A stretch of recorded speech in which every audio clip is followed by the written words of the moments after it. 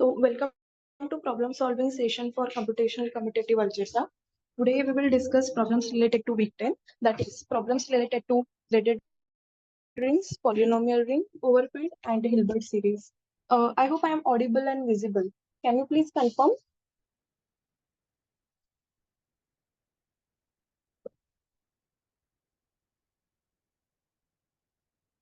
Am I audible? Okay. And just a second. And can you see my video?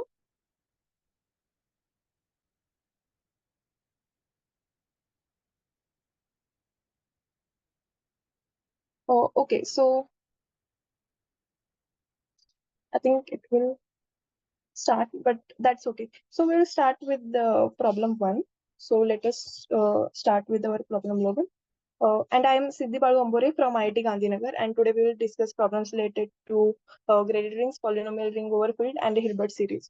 Let us start with our problem 1. Uh,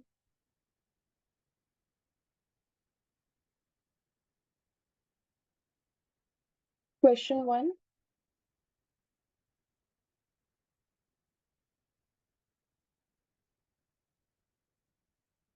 That let R be n graded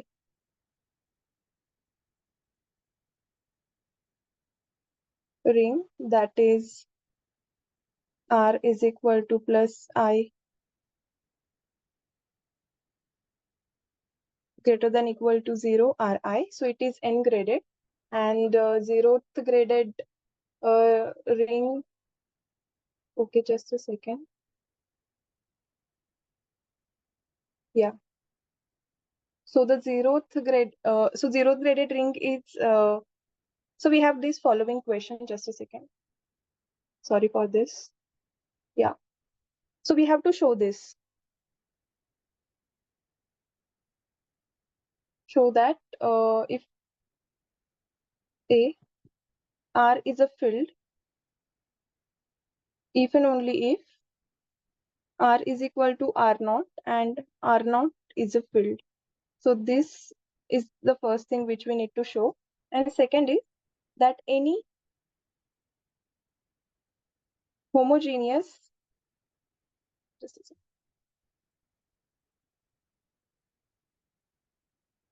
maximal ideal of R is of the form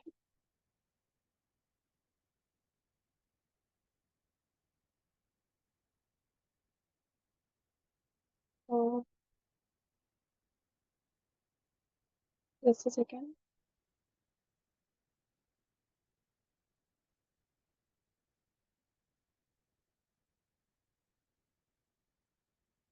Is of the form n plus r plus, where n is a maximal ideal of R naught. Okay, so these are the two things which we need to show. So here R is an n graded ring, that is R is this direct sum of Ri, so it has gradation over n, and we have to show this.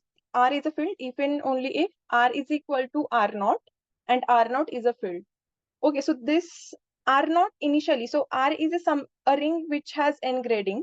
So it is not initially given that whether this R naught is a field or not. So it could be just ZX. So ZX also has gradation of this sort, right? I mean, this is not the correct way to write, but yeah. I mean, we can write this Zi I greater than equal to 0, where each Zi is degree I component of this gradation, and but the 0th graded component Z0 is not a field in this case. Okay, so we are asked this, that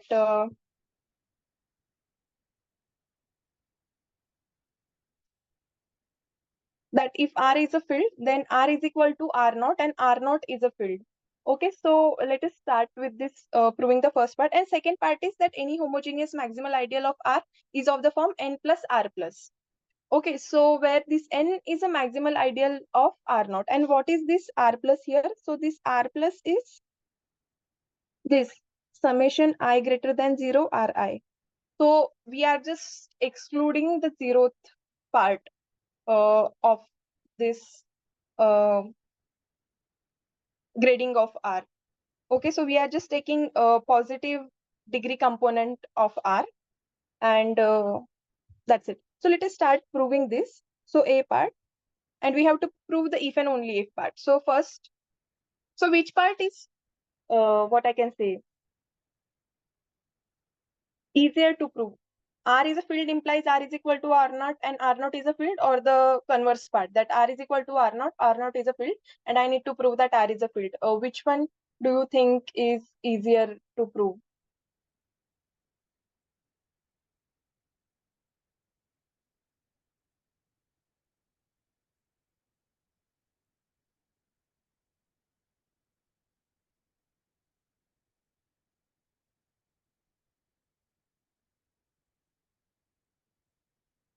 Okay, so the converse part is easier, right? Because what is given to us in converse part, that R is R naught is a field. So by default, I mean, by the given condition itself, R becomes a field. So we are given that R is equal to R naught and R naught is a field. Then this implies that R is a field, right? So we have nothing to prove in the converse part actually. So let us prove the forward part, that if R is a field, then we have to prove that either R is equal to R naught, then we have to prove that R is equal to R naught and R naught is a field. So we know that. So remember from the last lecture, okay, so we know that this R naught is a subring and also a ring in itself. Okay, R naught is a subring of R. We proved that. I mean, we had this question that for which I, the collection of all Ri's will be a subring. And we got that only the zeroth component will form a subring, because degree of 1 was 0 and it was belonging to R naught.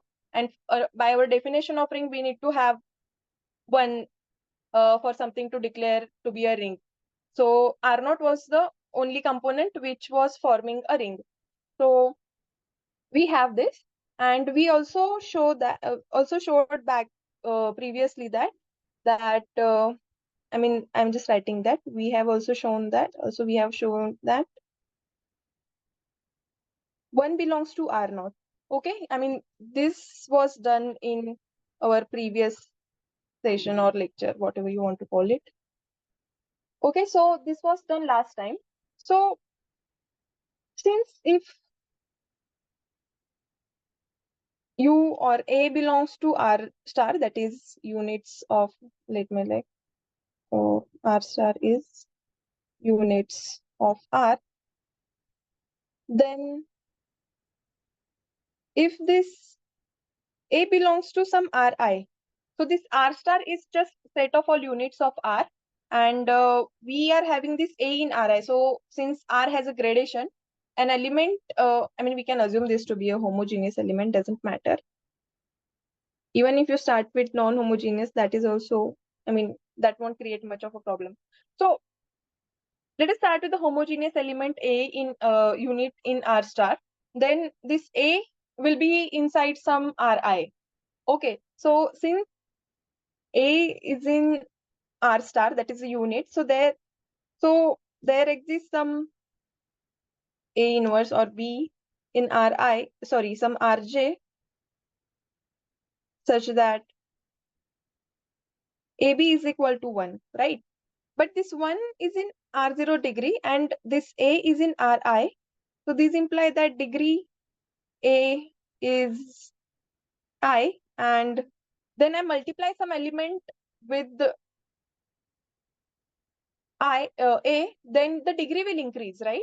This element, this B is in Rj, so degree of this A into B is I plus J. If you remember, that is this AB actually belongs to Ri plus J.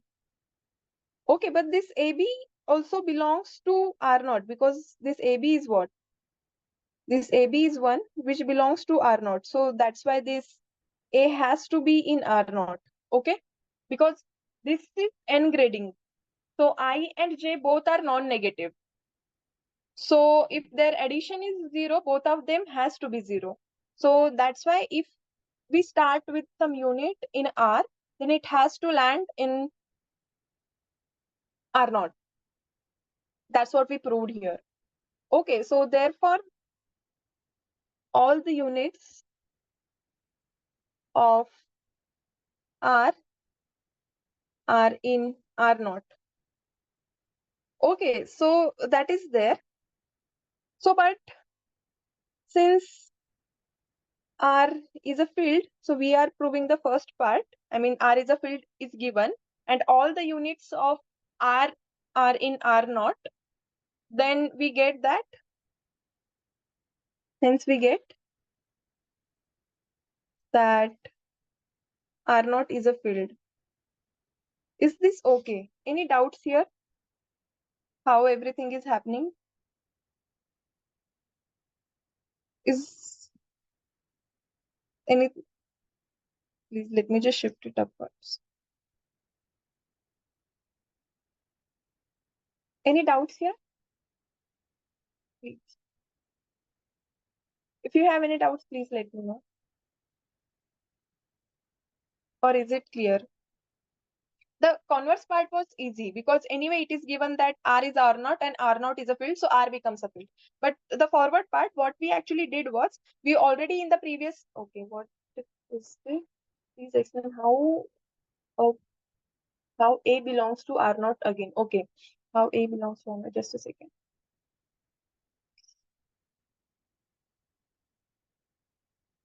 Yes, A belongs to R naught because A, we started with the unit and we are starting with the homogeneous elements, okay? So A is a unit, and if A has some degree I, then A into B will, I mean, this thing, this degree of AB will be this, right? I mean, if A is in Ri and B is in Rj, then this implies that this AB is in Ri plus J. But AB is what? AB is 1. I mean, this I am assuming this B is my A inverse. Okay? B is my A inverse. So if A is of some degree positive, non-zero degree, then its inverse will also have some 0 or positive degree, right? So this R I plus J, which is 1, will land in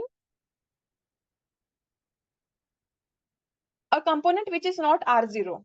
So let me just write, though A belongs to Ri, A inverse belongs to Rj, and if I and J both are, I mean, let I be greater than 0 and J could be anything. Okay. So this means by gradation, A inverse, which is will belongs to what? Ri plus J, right? This is our condition for grading. But this is what? This is 1. And we know that 1 belongs to R0 from the previous lecture. Okay, so this implies this, I mean, and 1 is a homogeneous element. So by the gradation, for the well-defined gradation, we need to have the element to be in at least only one of the, every non-zero element to be only in one of the graded component. So this R0 becomes Ri plus J. So this implies I plus J is 0. This implies I is 0. I mean, these things for the well-definedness of the grading. Is it okay now? So that's why this A also has to be in R0, right? Because I plus J is 0, then I is 0 and J is 0. Because both of them are non-negative. Because gradation is n gradation. When I say n gradation, it means this. Here the index of grading is non-negative. Now is it okay? Therefore, this A belongs to R naught. And once I have A belongs to R naught and we started with the unit in graded ring. So it's enough to work with the homogeneous elements. So We started with a homogeneous A and we proved that it lands in here. So I hope that is okay. Now is it okay that why this A belongs to R0? Because of this. Because if it belongs to some positive degree component, then when we multiply it by its inverse, it will be in that positive degree component or a degree component which is greater than that I.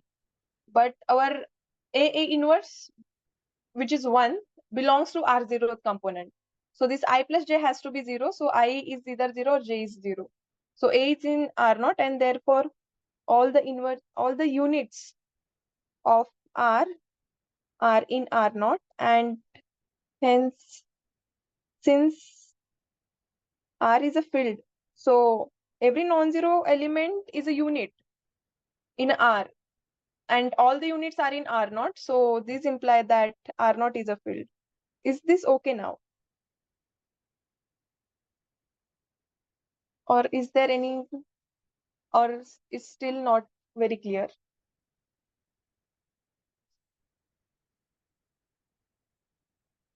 Okay. Uh, okay, great. So let us move to now next question. I hope this, now the B part, right? We still need to prove the B part. The B part is that any homogeneous, this was just explanation for the notation, that's okay. So any homogeneous maximal ideal of R is of the form n plus R plus, where n is this maximal ideal of R naught.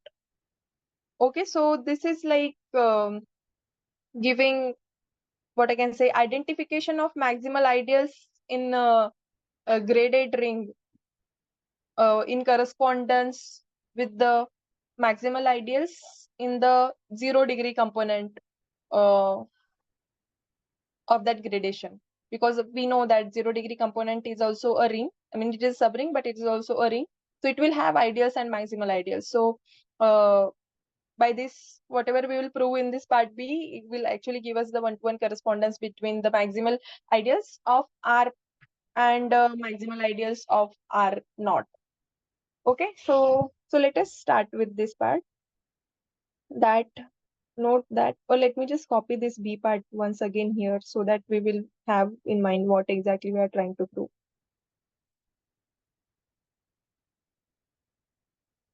Okay, so this is what we are trying to prove, and here's the proof. Okay, so that any homogeneous maximal ideal of this R is of the form n plus R plus, and we know that what R plus is. R plus is just this strictly greater than 0 Ri. I hope this is okay. So let us start. That note that R plus, just a second, yeah. R plus is equal to I greater than 0 Ri is an ideal, and let M be a homogeneous graded maximal ideal of R. Okay, so then this R mod M is graded and it is a field. So what we have here, that R plus is this Ri greater than 0 and it is ideal, because when we have I mean, it is closed under addition. If I add two components, homogeneous components, they will still be, I mean, it's a group, that's not a problem. And for a multiplication, if I multiply two positive degree components, they will land in some positive degree component. That much is clear. So that's why this R plus is an ideal. Okay, so we are starting that suppose M is a homogeneous and graded maximal ideal of R. So we are just taking this M to be a maximal ideal of R, and this R mod M is graded, and it is also filled because this R is a ring and M is a maximal ideal. This is maximal ideal. So this R mod M has to be a field, right? And since my M is graded ideal or homogeneous ideal, I have this, like M is direct sum of I greater than equal to 0. So I also have gradation of M. Okay, so then this R mod M is this, right? Ri mod Ri intersection M. Is this okay with you? This is there. I mean, this is the, what I can say. That's how homogeneity of ideals are, I mean, carried in a quotients. I mean, this is not a perfect wording, but R mod I is of this form. I mean, we can just write it in this form for its grading. And Ri intersection M is just Mi, because M is a homogeneous ideal. So this happens. So this becomes, this R mod M is just Ri mod Mi, I greater than equal to 0. But note that this,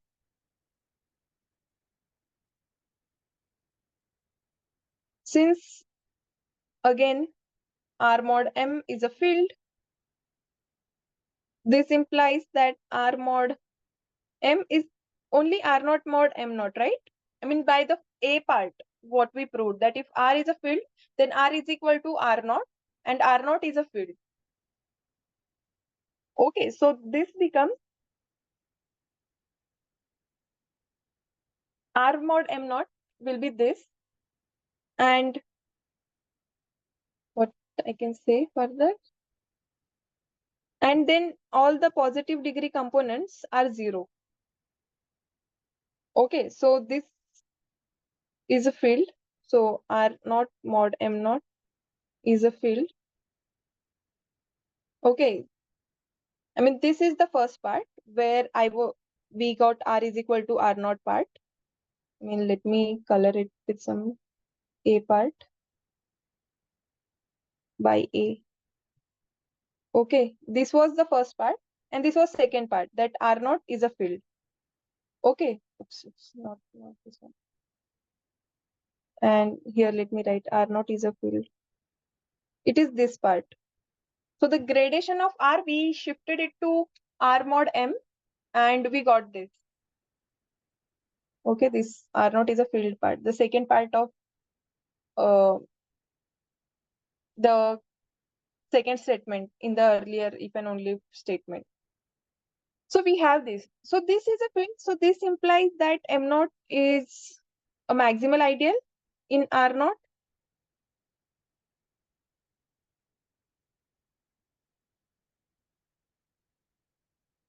And this Ri quotient Mi is 0. So these imply that Ri is equal to Mi, right? So these two conditions, and this R naught mod M naught being a field, gives us these two conditions, that M naught is also a maximal ideal in R naught, and this Ri is equal to Mi. Right, so this imply my M becomes what? M was anyway this Mi. So it is M naught plus what? It is M1, it was M1. Let me just split it and write it. M2 and so on, right? But this is what? M naught, it is, we keep it as it is, but Mi is what? For all I greater than 1. Okay, greater than equal to 1. So Mi is Ri, R. So M1 is R1, M2 is R2, and so on. So this is what? M naught plus this additions keep going. So this is nothing but Ri. Let me just write it again. M plus I greater than equal to 1. So this is what? M naught plus, and this is R plus. And where M naught is a maximal ideal in R naught. So is this okay? How this is happening? So what we got is, we started with the R. maximal ideal in our R, and we obtained how it looks like. So we took a quotient. Any doubts?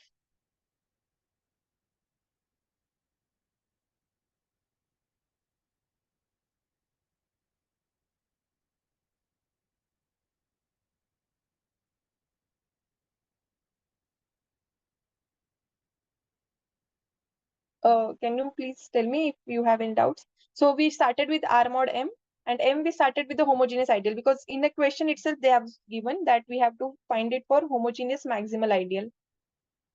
So this is maximal ideal, and we considered its gradation, and we went R mod M. Okay, we quotiented R with this maximal ideal, and by the properties itself, we have this information. This uh, quotient has this gradation. Okay, why R mod Mi is 0? Because see, this R mod M is a field, right? Since R mod M is a field and R mod M is Ri mod Mi, I greater than equal to 0, this imply this is also field. So by part A, R mod M is 0. Sorry. R mod M is R naught mod M naught, right? And this R naught mod M naught is a field, right? But what R mod M was? It was R naught mod M naught plus R1 mod M1 plus everything, right? It goes on like this, R2 mod M2 plus so on, right? But since R mod M is R naught mod M naught, this all has to be 0, right? This has to be 0. So this imply each Ri mod Mi is 0 for all I greater than equal to 1. And once I have this, that quotient is 0, it means what? I mean, Ri is contained in Mi, Mi is contained in Ri, but Ri quotiented by Mi is 0 means what? Ri is contained in Mi. I mean, something, if quotient is 0, maximum we can say, I mean, if some P or set A quotiented by B is 0, then we can say that this A is contained in B. Okay. But this Mi is in Ri, so we have this Ri is equal to Mi for all I greater than equal to 1. And then we get this. So in this gradation of M, we are substituting then M1, M2 and so on to R1, R2 and so on. Is it okay now? That why this Ri mod Mi is 0? Because only this survives from the part A, yes. And this all becomes 0 and this quotient is 0. That's why Ri becomes Mi.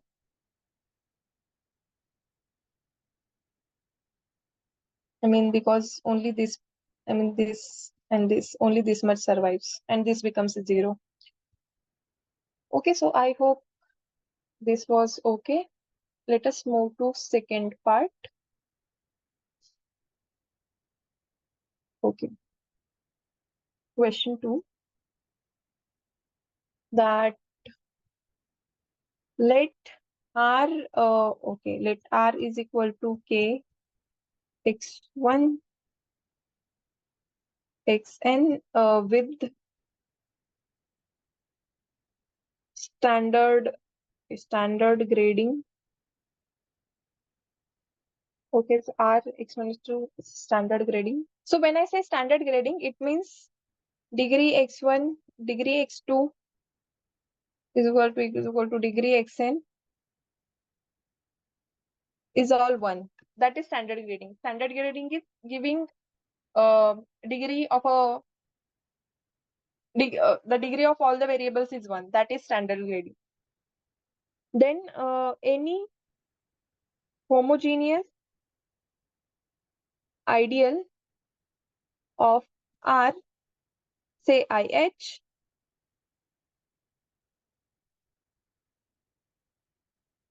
I mean, just giving the notation.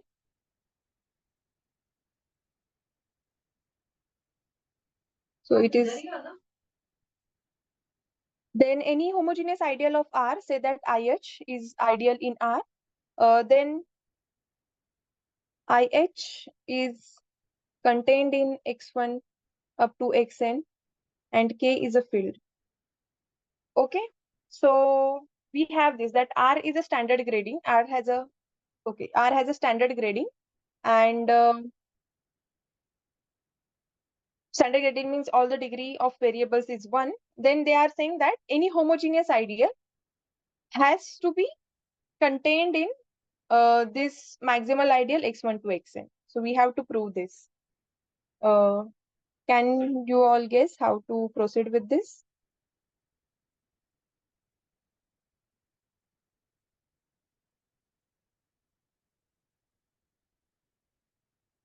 And K is a field, yeah, given K is a field. So they are saying any homogeneous ideal. So every ideal is contained in some maximal ideal, right? So they are saying that every homogeneous ideal is contained in this maximal ideal. It could be contained in some other ideal as well. We don't care about that, but it at least contained in this maximal ideal. X1, X1, X2, Xn. I mean the ideal generated by the variables.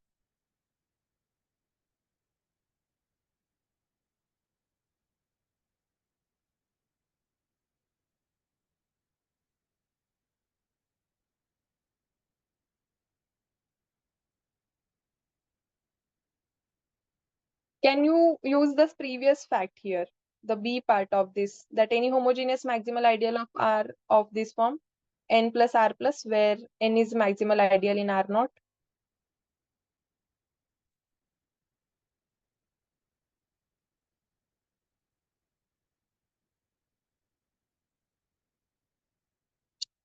Okay, so it's derived from that part, right? That as a maximal ideal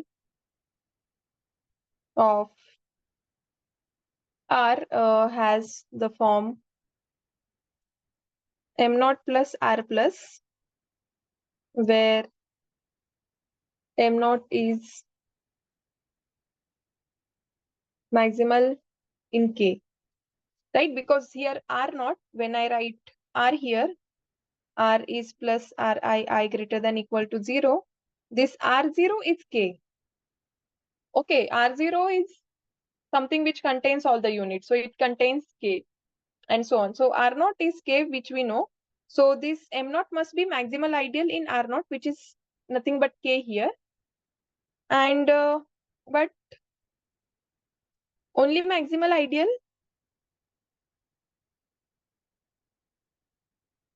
R0 is what? Zero ideal, right? So therefore,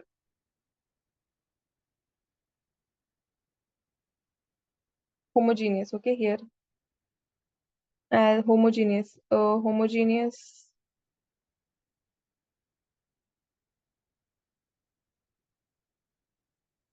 So therefore, homogeneous maximal ideal of R is plus I greater than equal to 0.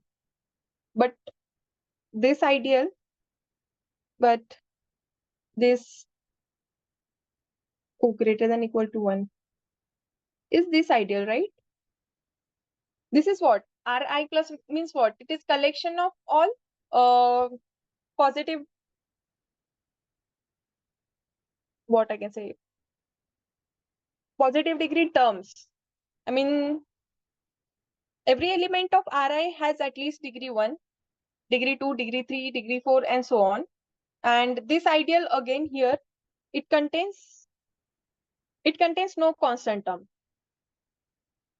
So this is a collection of all positive degree polynomials, and similar to, which is equal to this direct sum of Ri. Okay, so the only homogeneous maximal ideal R has is this ideal. So hence it follows that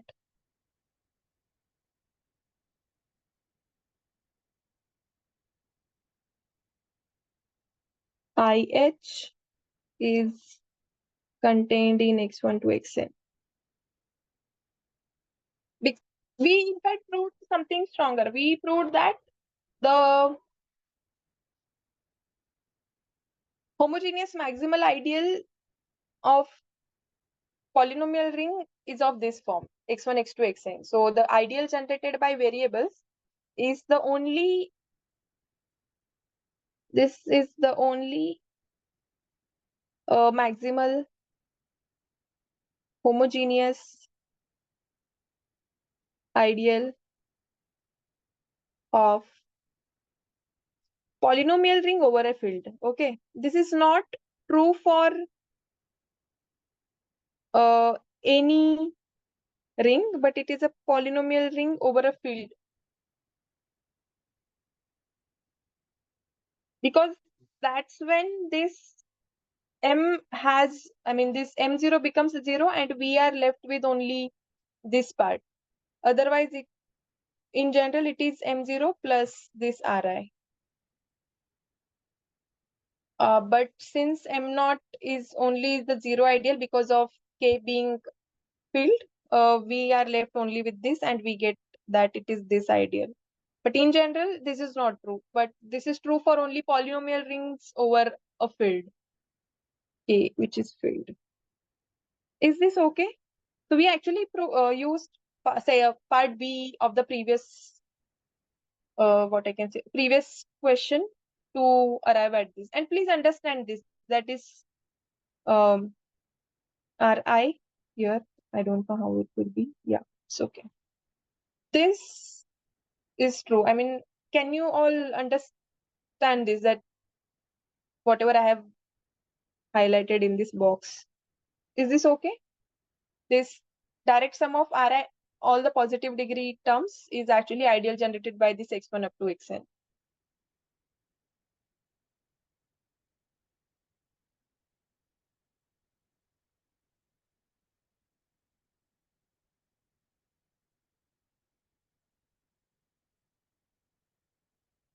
Okay.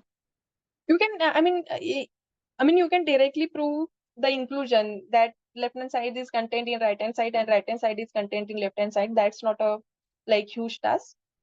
You can, I mean, do this. So yes, so if it's done, it was like then prove that, but it's okay. So let us move to this third part. Question 3. That suppose K is an algebraically closed field,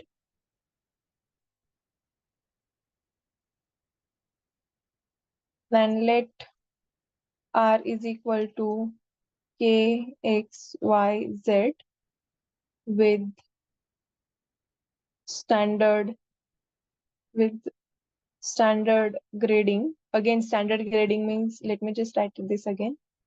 Degree X, degree Y, and degree Z is 1. And let I is equal to X minus A, Y minus B, Z minus C, where A, B, C are in K.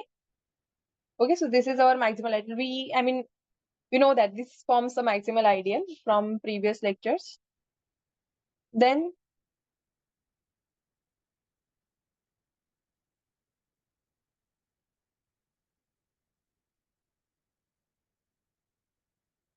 just a second.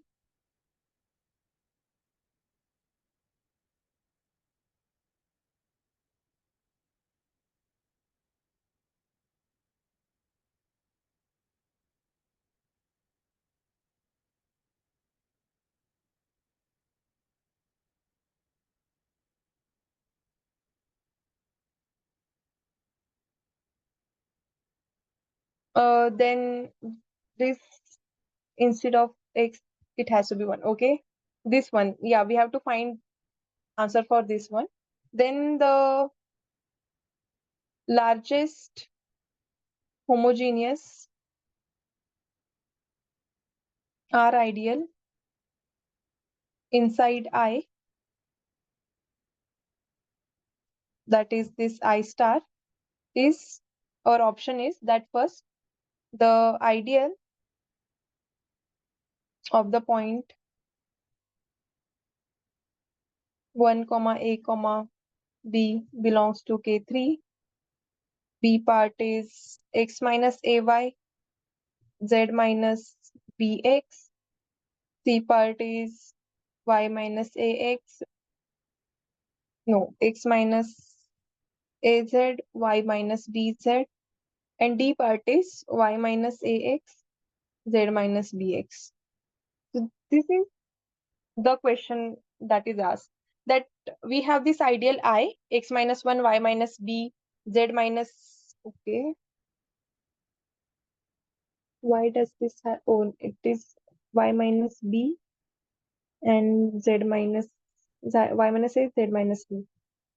This is my ideal. So yeah, we have this ideal x minus 1, y minus a, z minus b, and where this b and c are in a and b are in k, and the largest R ideal inside I, that is I star. So we have used this term I star in the lecture. So I star is a maximal homogeneous ideal contained inside the given ideal I.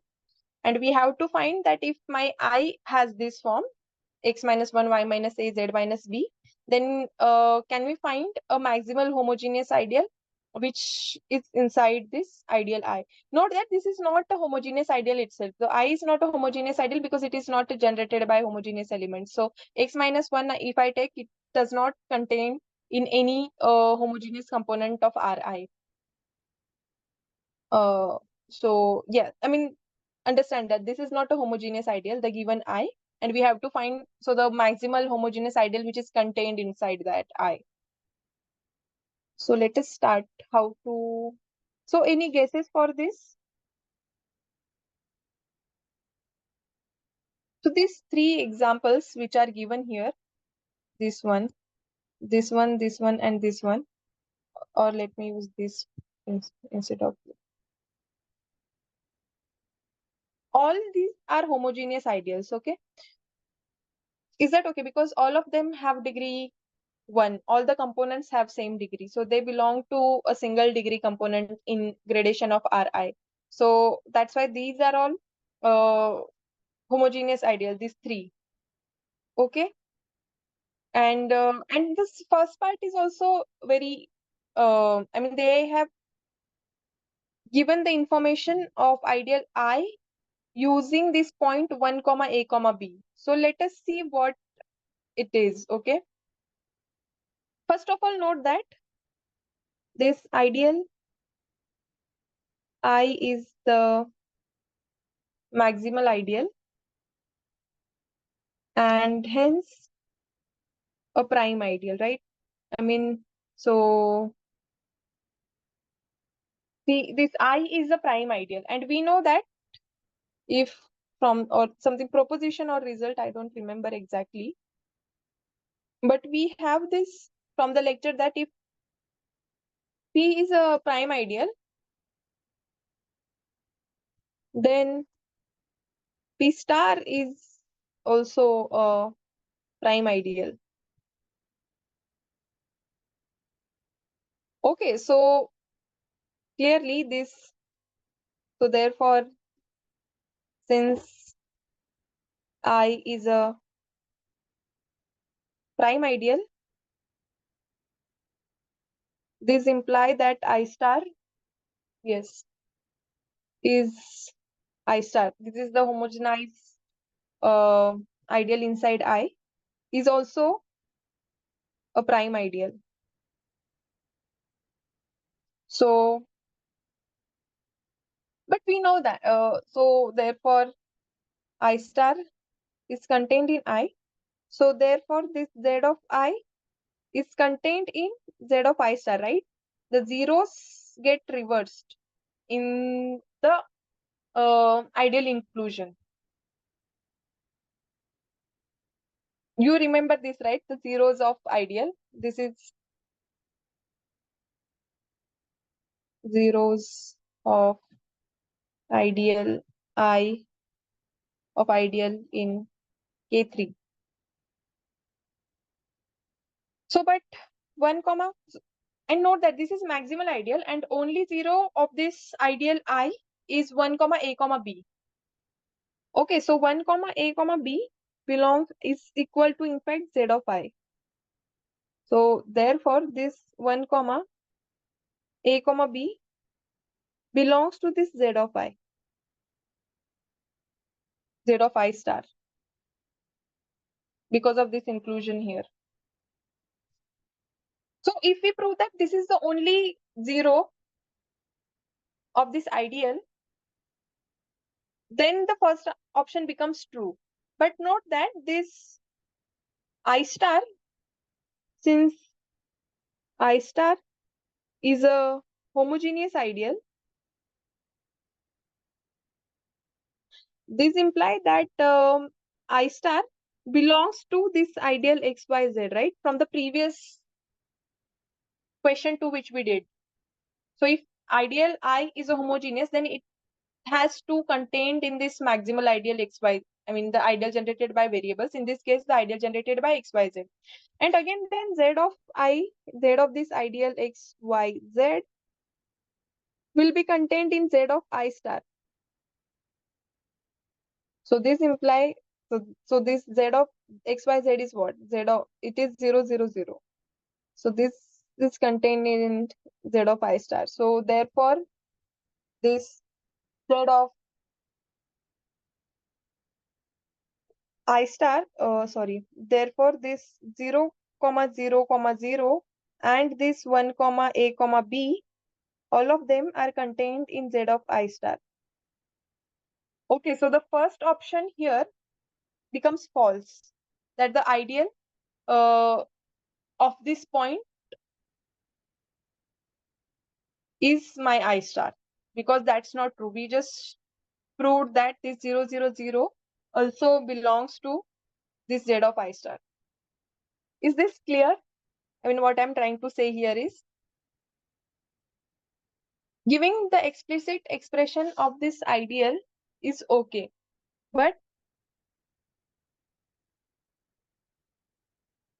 this first part, that only ideal of point 1 A B gives me the homogeneous ideal, this I star, is not true, because 0, 0, 0 is also there in these zeros of I star. So therefore I star is not I don't know how to denote this, but ideal of this 1 A 0 point 1 A B, sorry. Okay, so it is something more than that. And in fact, one can prove that this zeros of this Zi is actually the entire line joining this 0, 0, 0 and point 1 A, B. I mean, that's not needed here. But yeah, that's also, just a second. That's also a true statement. So first option is not true. So can we guess which three of this are homogeneous ideal which is contained in this? Can you guess which one is it?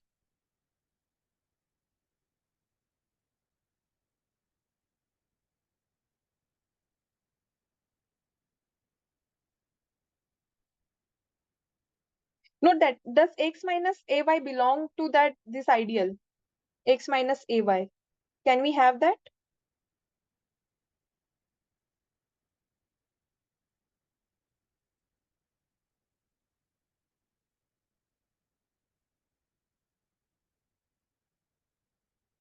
It's not there, right? Because the zero of this polynomial x minus y is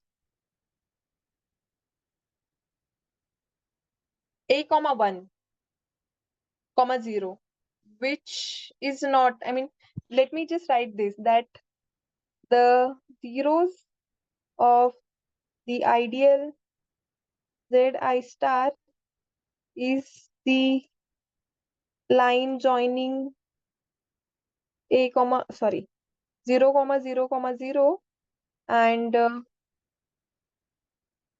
1 comma a comma b. Because see, if I have any polynomial here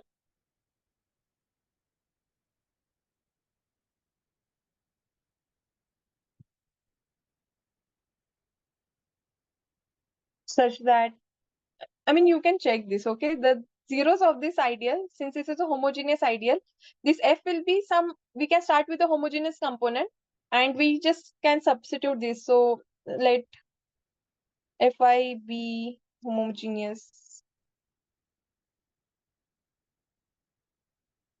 ideal in, sorry, homogeneous element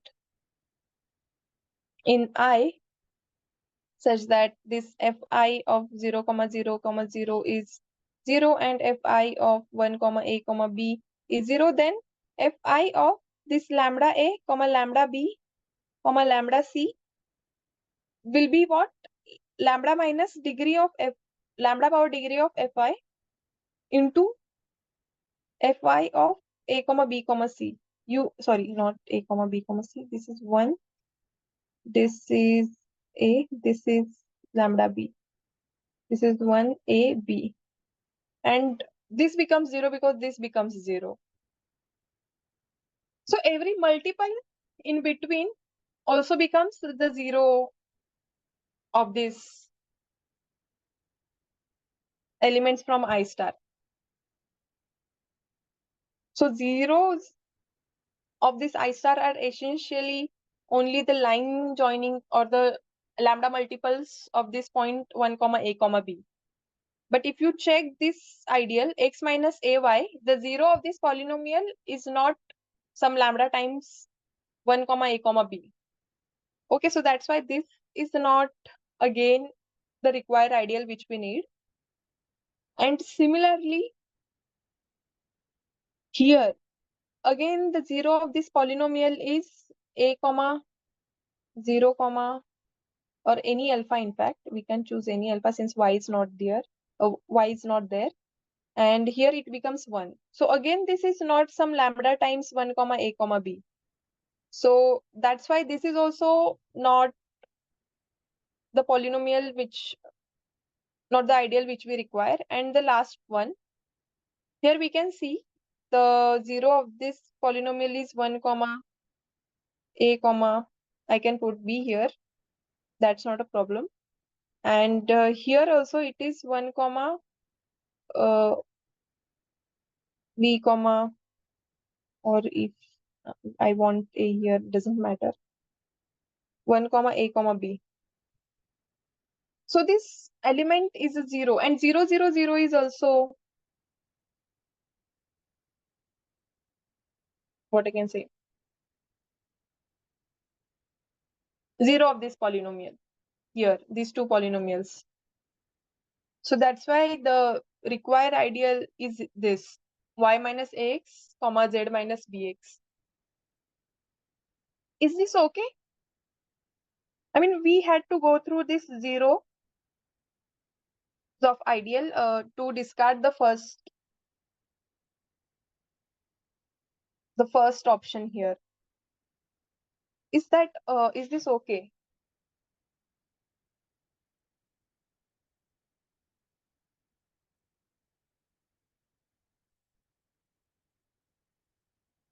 I mean, if you know that it is some ideal, I mean, you can just see this and conclude that this fourth one is the ideal here, the largest homogeneous ideal. But in general, for a homogeneous ideals contained in, and also note that this is true only in K being algebraic, because then only then we can talk about zeros of,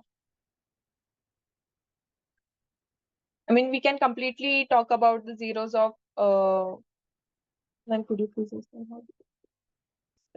Yes, because see, this I star is a homogeneous ideal, right?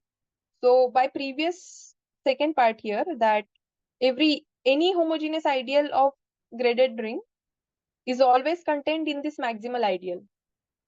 So this I star is a homogeneous ideal, so it has to contain in this ideal x comma y comma z, ideal generated by maximal ideal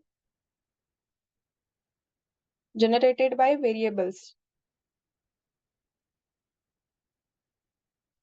So since I star is contained in x, y, z, it means z of x comma y comma z is contained in z of I star, zeros of I star. But 0 of this ideal x, y, z is what? 0, comma 0, comma 0. This is also maximal ideal. So so only the zero sets are singletons in case of maximal ideals in what I can say, in algebraically closed fields. So this, I mean, this 0, 0, 0 is equal to this thing, this first part. Here, let me write it. Z of x comma y comma z is equal to this 0, comma 0, comma 0, which is contained in z of I star, right? Because z of xyz is contained in z of I star, because I star is contained in xyz. So when I have ideal containment, the containment of zeros gets reversed. So that's why I get this 0, comma 0, comma 0 belongs to this zeros of I star. Is that okay? How 0 belongs to this set? It's just ideal equality. So it's like, to prove the second part, we use the first part. So these three questions are in the link to understand how the homogeneous ideals, or how the gradation, or how the, in fact, maximal ideals of some homogeneous or graded ring looks like. Is that okay now? That how this 0, 0, 0 is in zero set of Zi star. It is not a zero of Zi.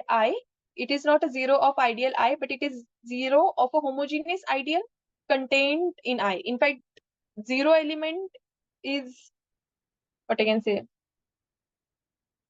0, comma 0, comma 0. The point 0 is inside the zero set of any homogeneous ideal, any proper homogeneous ideal. In fact, this is the same argument for any given ideal I, homogeneous ideal, it is contained in this maximal ideal. And for this maximal ideal, the zero set is 0, comma 0, comma 0. So zero set of any ideal I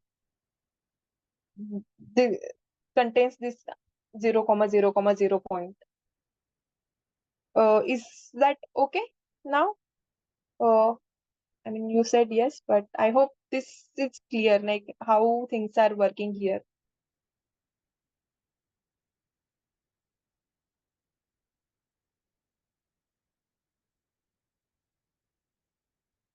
And you can also go through this non-graded assignments which are there. For this week's non-graded assignment, the very first question there actually gives us the information about how the zero set of the zero set of any homogeneous ideal looks like.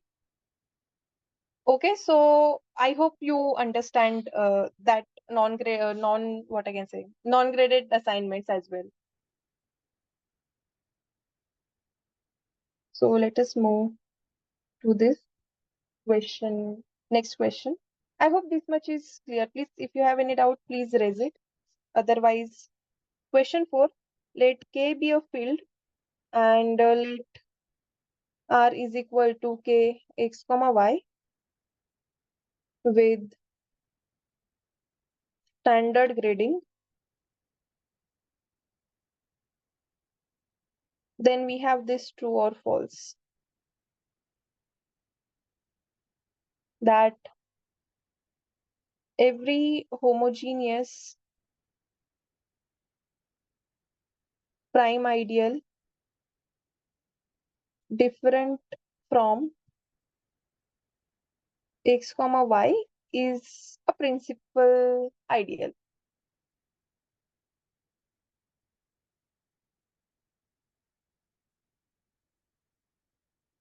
Can you guess this, or whether this is true or false? So now what the question is that K is the field, R is polynomial with standard grading. Again, standard grading means degree X is equal to degree Y is equal to 1. So K is a field, R is a polynomial ring with standard grading, and we have to prove, prove or true or false, give counter example that every homogeneous prime ideal different from X comma Y is a principal ideal. So can you guess this? Whether it's true or false or any, whatever your intuition is.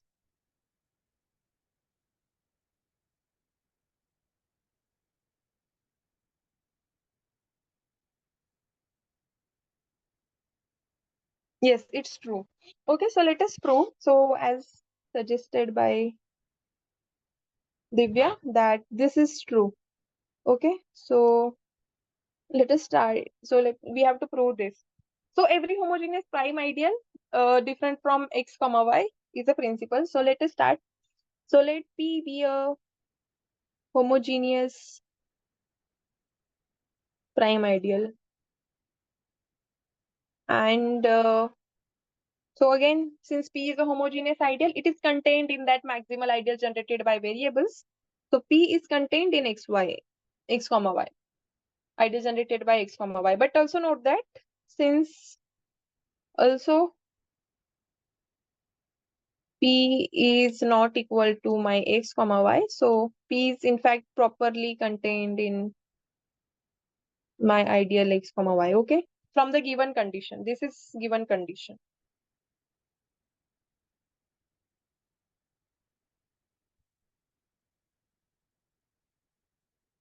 This much is okay. And this is in, yeah. And also, since we know that dimension of R is 2, right? Dimension of R is 2. We saw this in the previous lectures as well, that polynomial ring over a field in K variables has the dimension K. Okay, so here dimension of R is 2, and we have this chain, right? 0 contained in P, contained in X comma Y, not this P, this P. And this is chain of length 0, P0, P1. Sorry, P0, P1. This is P2.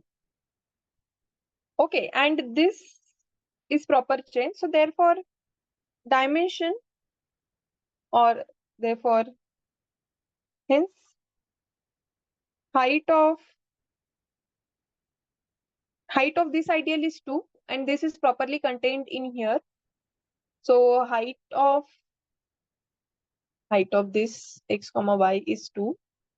Height of not this height of P is therefore less than 2. So therefore height of P is either 0 or height of P is either 1.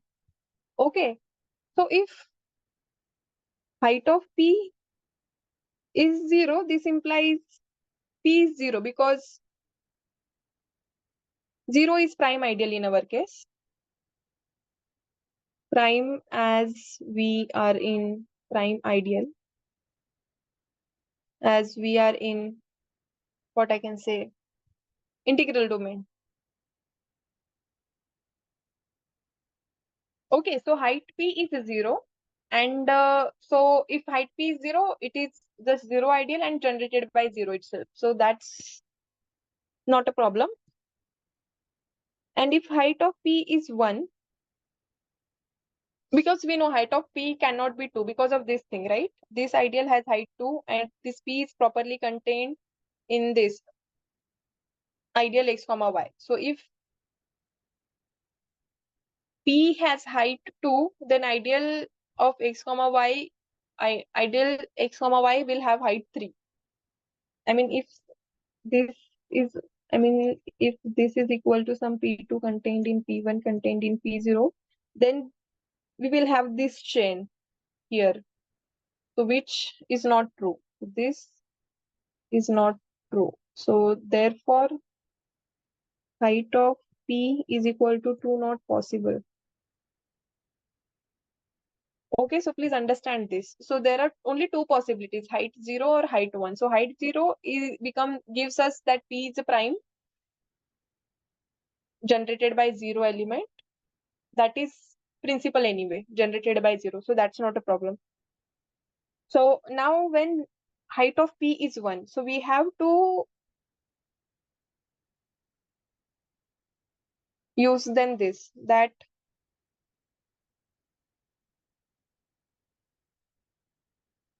this result, this is in fact general result than what we are actually need to prove. Let's suppose R is a UFD.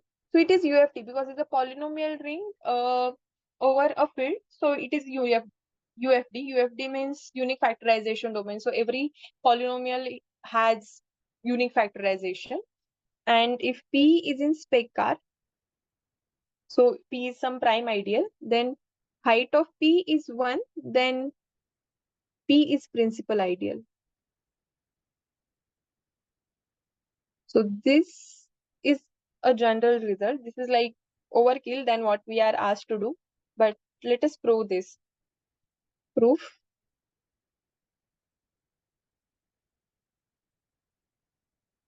We start with P non-zero because we are in unique factorization domain. And once we have the word domain here, it means integral domain. Okay. So again, so 0 is not something which we are looking for here. Okay, so P is non-zero idea. So let non-zero A belongs to P. Okay, so therefore, since it is unique factorization domain, A will have some expression, some Q1 power E1, QR power ER, where each QIs are prime here, prime elements in my ring R. So these imply that QI belongs to P for some I, right? Since A is a product of these QRs, and so one of them has to be in P. Means that this is property of prime for some I, since P is prime. So this implies that this ideal generated by Q is QI is contained in P, right? So this is also prime ideal, okay? This is prime ideal because this is ideal generated by prime element. And this is also non-zero. This is also non-zero. But if that is the case, then we have this, right? QI contained in P. So, but height of P is 1. So therefore, this QI has to be is equal to this ideal P. Because otherwise we will have chain of height 2 for P. That's not true because height of P is 1. So that's why this QI has to be P, and therefore this P is now becomes principal ideal. Any doubts here?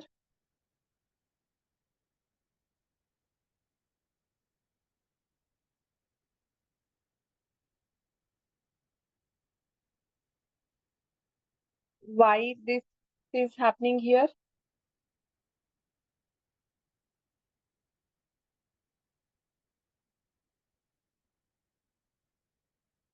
So we are in a we are over a polynomial ring, and we proved that if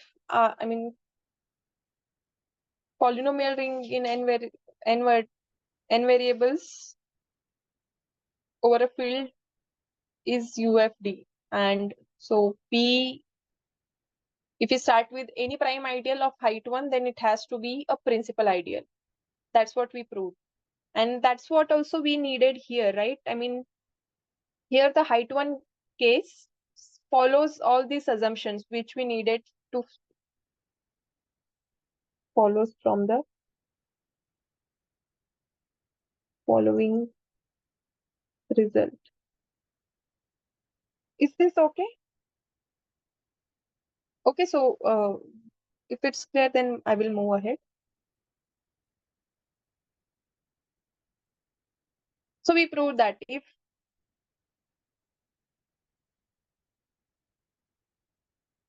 so this was happening because this R has degree what dimension of this R was 2. Then and we are taking this prime ideal P properly contained in this ideal XY, which again has height 2. So the P becomes ideal of height 1, and that's why it becomes a principal ideal. Height 1 or less, and for 0 case, since we are in integral domain, it becomes 0 ideal, and otherwise it becomes a principal ideal. Okay, so but this is in general a prime ideal, homogeneous prime ideal need not be I mean principal, because this, I mean we can have those examples, that is okay, but this result was for height 1 prime ideals, then they are principal.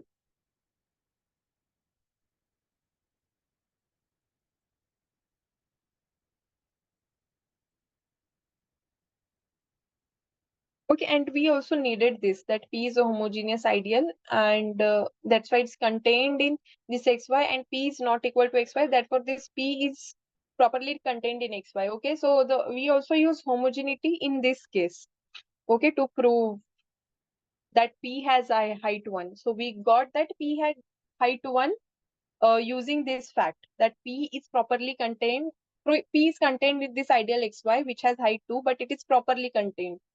So that's why, I mean, we needed homogeneousness of P to conclude that P has height 1 in this case. I hope I hope you understand this homogeneousness, but okay. I hope I mean it's not given to us directly that P is a height 1 ideal.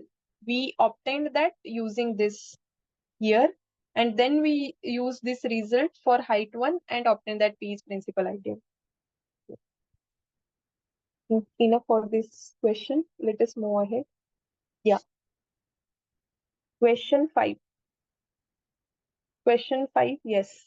So let R be a n-graded ring, and let M be this R minus 2 plus R minus 1. So not minus 1, R1, and N is equal to R minus 1. I think it should be Z graded. It's Z graded, N graded. It's N graded, okay. It's okay. It's N graded. B R modules. Then the graded module home R M comma N has a basis consisting of elements of degrees. First, let us see 1 comma 2, second minus 2 comma 1. Let me write ABC.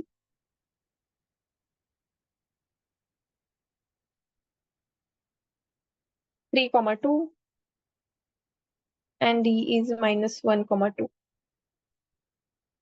I hope this is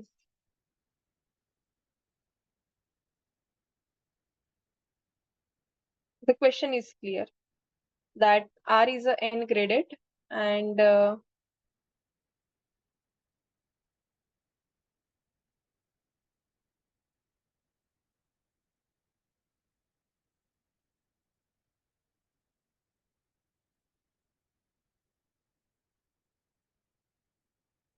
we have this m to be r minus 2, r1, and n is r minus 1, be r mod. Okay, so we have to find how this how the basis of this home r m comma n looks like. Okay, so we know that this home is also what I can say, it is also a module over r. So we have to find its what I can say, basis, how this it look like. Okay, so we have this. So home actually splits over direct sum. So we just substitute here. It is r minus 2, r1, comma r minus 1, right?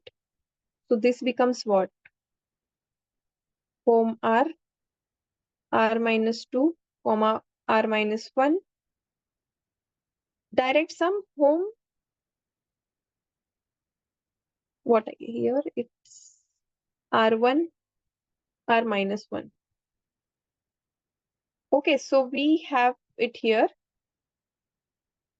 So this is what we have, and we have to find how the elements in these two components look like. Okay, so note that here we have r minus 2, and I mean r minus 2 means shifted by degree 2. So this we have seen in the lecture that for this shifting of degrees of r, the zeroth component is r minus 2 plus 0, which is, so in general we have this, okay, that r minus, not I, let me write for positive, doesn't matter actually. Then it is ri plus j. Okay, so whatever we have here, it's this. So this becomes r minus 2, but r has n grading. So r minus 2 is 0, right? When I have n grading, so it starts from 0th degree component. So we can assume it to be inside z grading, where all the negative degree components becomes 0. So we have this, and similarly, the first degree component of this is what? R minus 2 plus 1, which is r minus 1, which is again 0 because again r has n grading, and r minus 2, 0, not 0, 2, r minus 2 plus 2, which is r0. Okay, so which will be non-zero somehow, because r0 is a ring, it has 1, so it will be non-zero.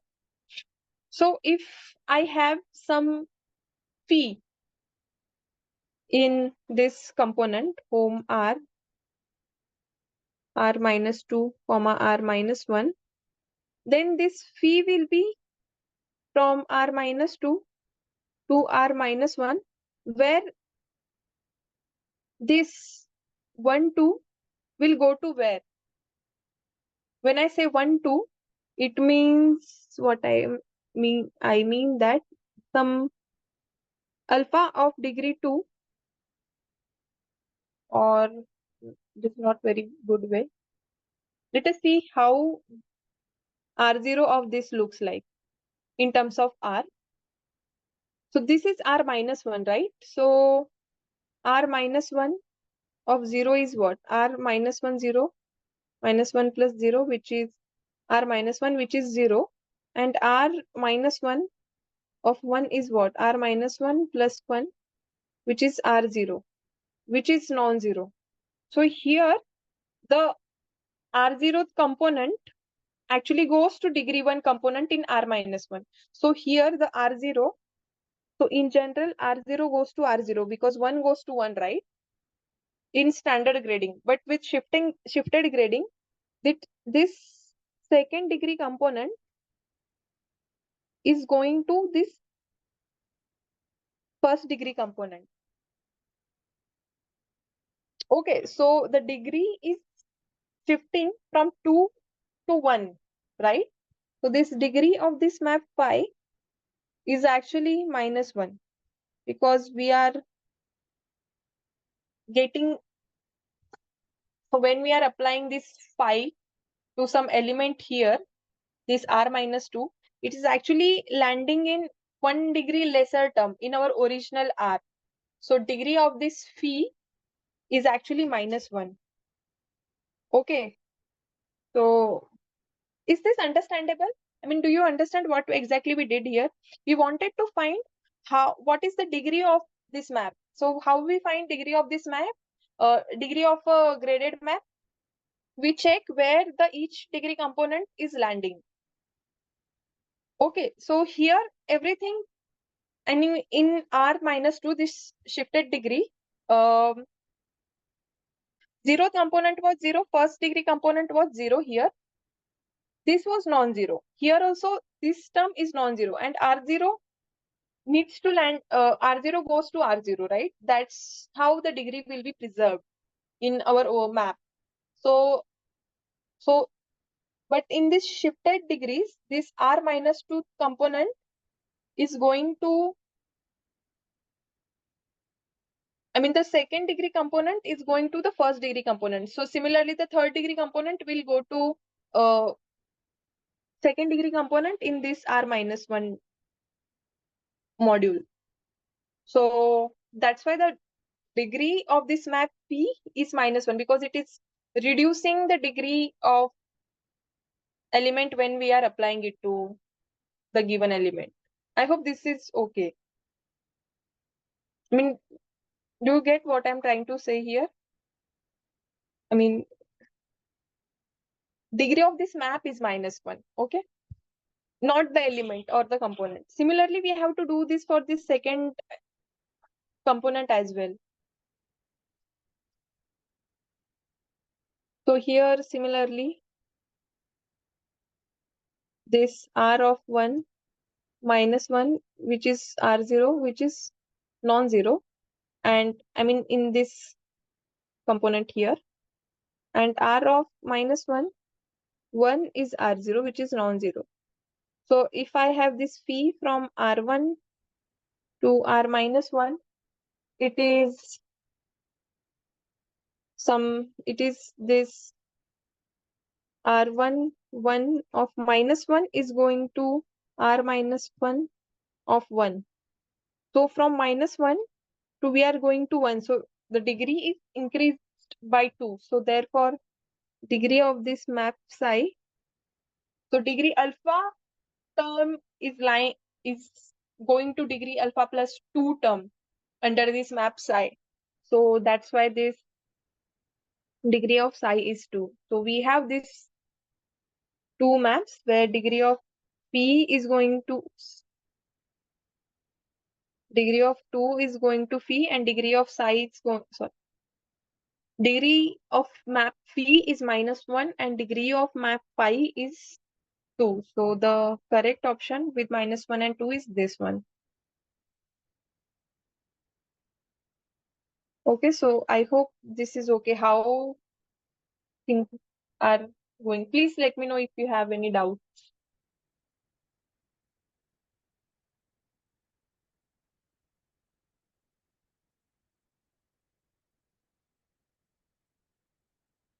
Any doubts?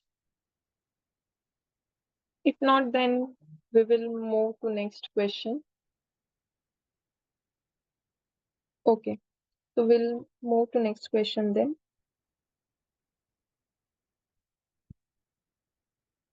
Let us start with this. So let R be this again xyz with degree x is equal to degree y is equal to degree z is equal to 1. So standard grading we have here. And let M be a graded R module such that we have this information that R minus 4 is going to R plus r minus 1 going to this module M and 0. Okay.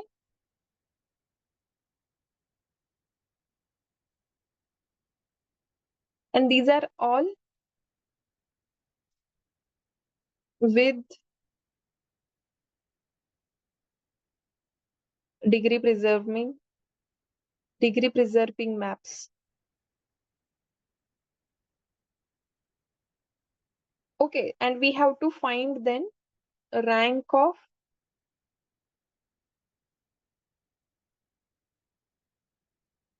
M3 over K. So when we have grading, each component is free over K. Okay, so we have to find kind of vector space dimension of this M3. Oh, okay, so that is we have to find that is the K vector space dimension of M3. And when I say M3, M3 is degree 3 component of M in, okay, so M is graded R module. So that's why, I mean, this I can be inside Z. That doesn't matter. Is this okay?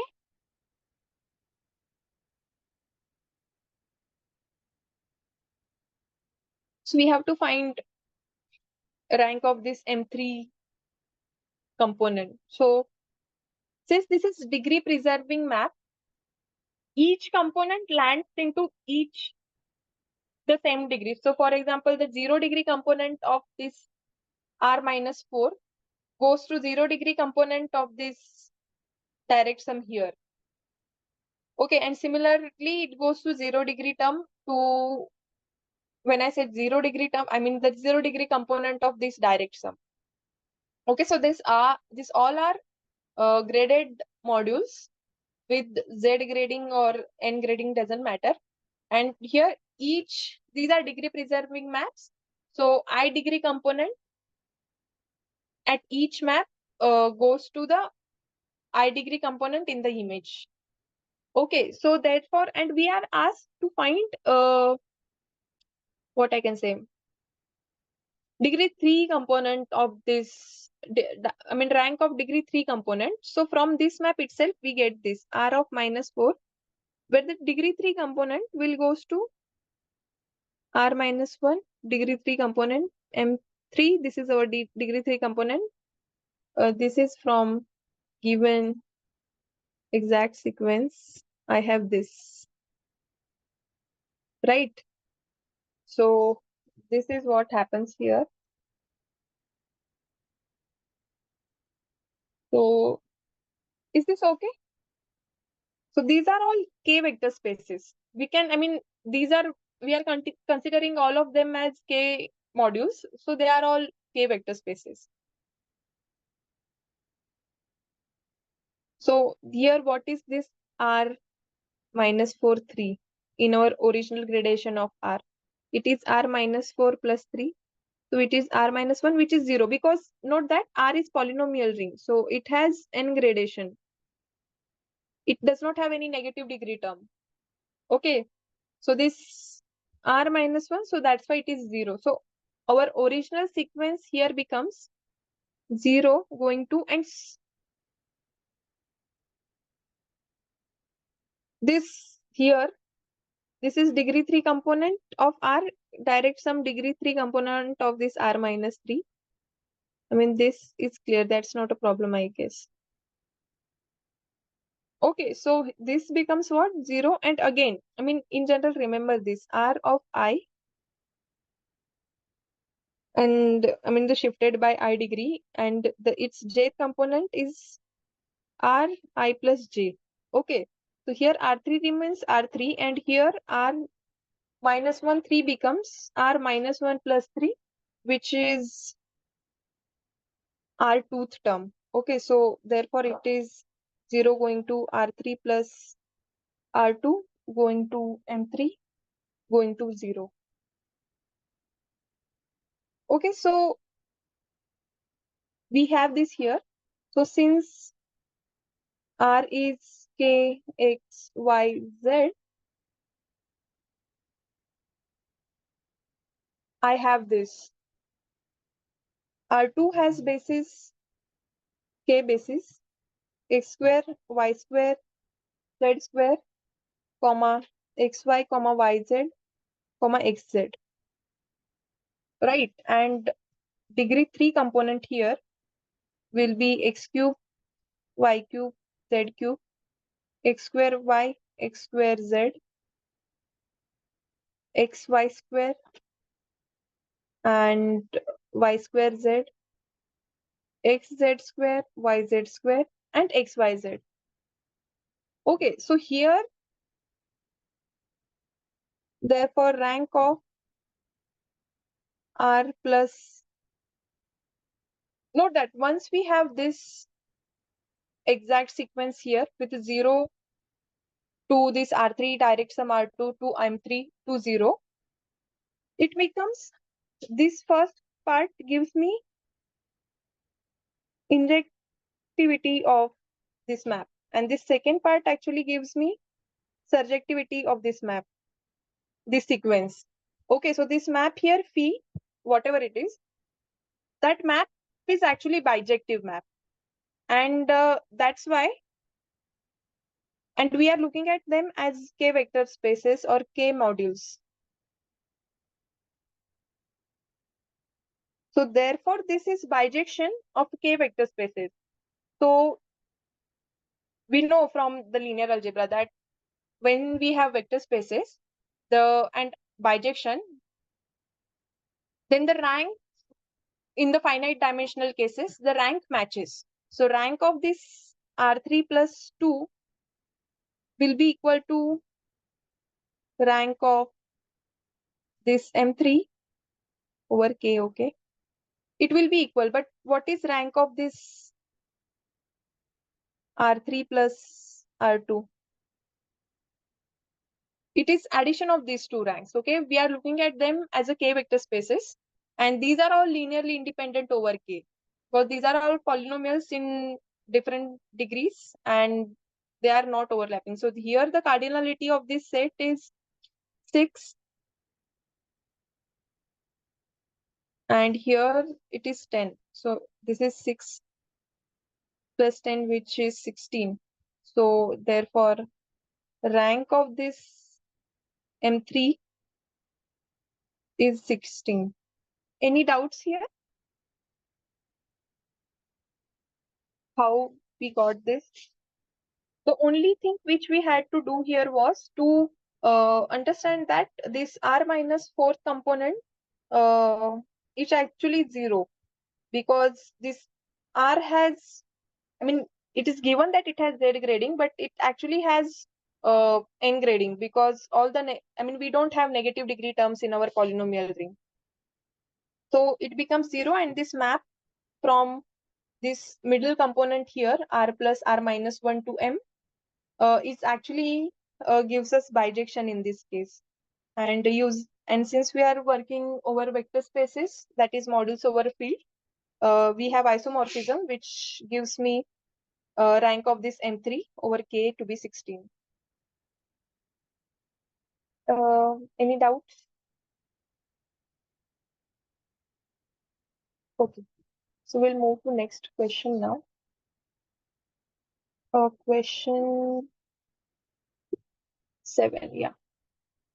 Question 7. So let R be this K, X, Y, Z with standard grading. I is equal to X and J is equal to Y comma Z. Then find the Hilbert series of this R mod I intersection J. Okay. I hope you all know what Hilbert series is. Okay, so let me just recall the definition as well.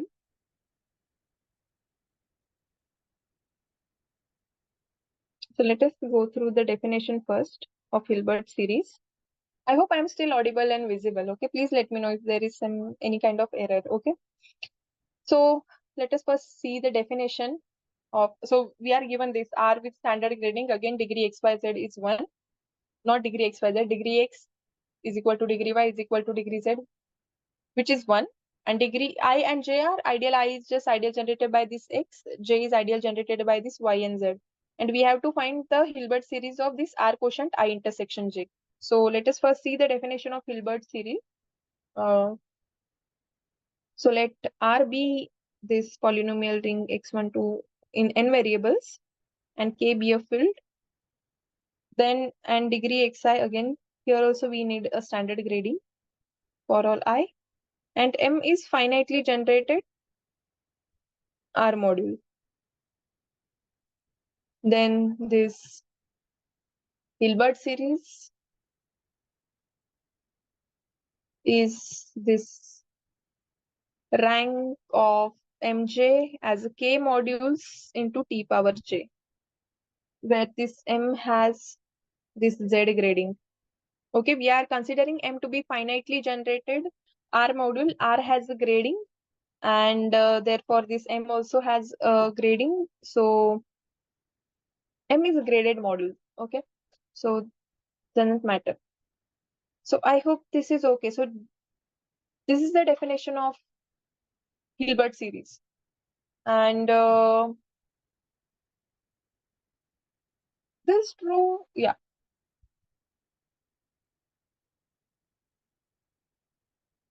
So we have to find this Hilbert series of this R quotient I intersection J.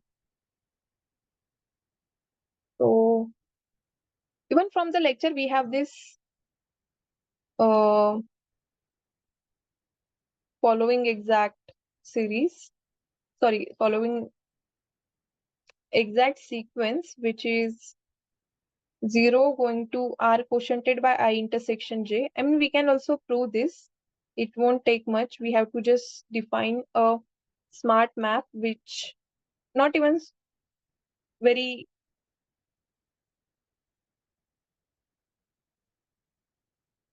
I mean, just a map which will give us what we require. Just normal quotients, because this middle component is actually something different, right?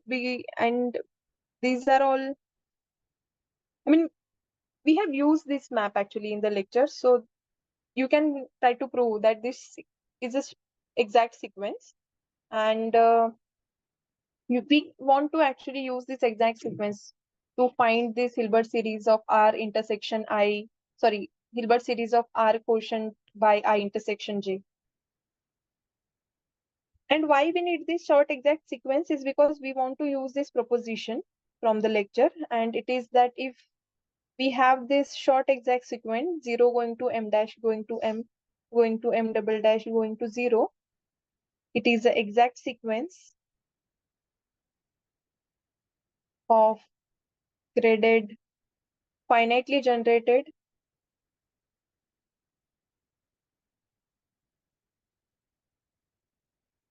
modules.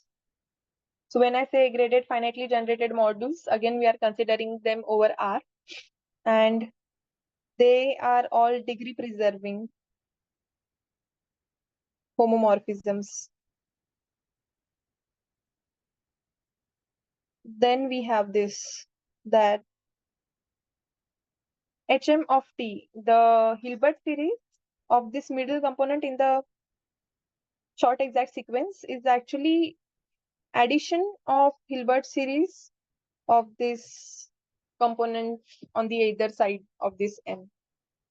Okay, so this is what we want to prove. So in order to find that, we first have to find Hilbert series of this and Hilbert series of this component. R quotiented by I direct sum, R quotiented by J, and R quotiented by I plus J. Okay, so let us start with this. Again, I'm writing here just for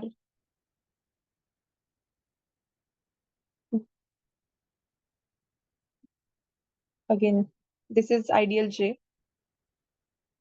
So here we have these two components. Let us first work with this I plus J. So here I plus J is ideal X plus ideal Y comma Z, which is ideal generated by X, Y, Z. Okay. And this is maximal ideal in R, right? So therefore, this R quotiented by I plus J is just R quotiented by X, Y, Z, which is in fact K, and it is a field. So therefore, this R quotiented by X, Y, Z is actually K, and that's why it is K direct sum. This is R naught, and this is my whatever. This is in fact 0 here. Okay, so it doesn't matter. So therefore, Hilbert series of this R quotiented by I plus JT is actually just 1, and 0 plus 0 plus so on. So it is just 1. Any doubts here so far that how we are getting this? This R quotiented by XYZ is just a field, which is just a 0 degree term. So the Hilbert series is just, so rank, I mean the positive degree components are all 0. So in Hilbert series, this rank becomes 0 and K0 is just 1.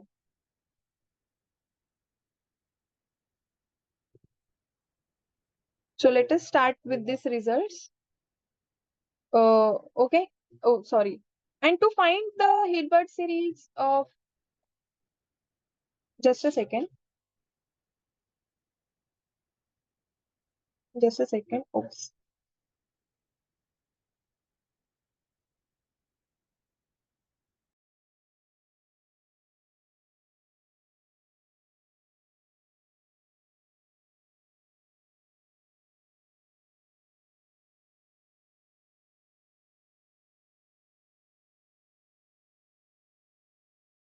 Yes. So we are now moving. We will be using this result to obtain the Hilbert series of the second component. Okay.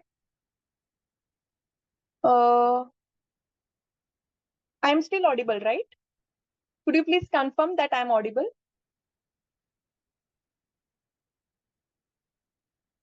Am I audible?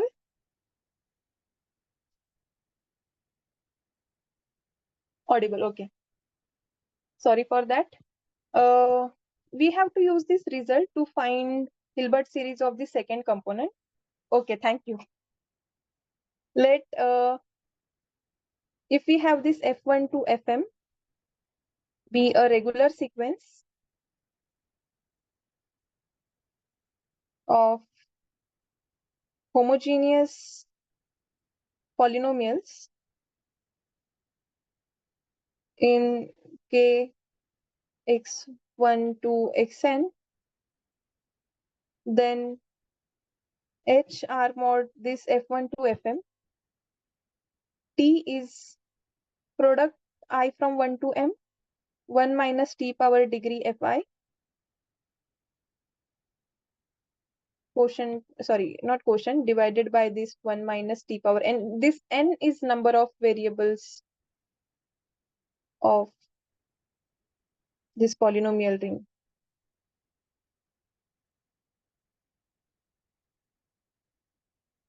Is it okay? So this is actually overkill to use for this question, but we will still go ahead and use this because here the ideals are generated by x and yz, which are regular in our polynomial ring Rx, Kxyz. So that's why I hope you know what is regular sequence or regular element is, right? If you don't know, please let me know. Otherwise, I will just move ahead and use this result. Please let me know if you don't know regular sequence. I will just define it quickly.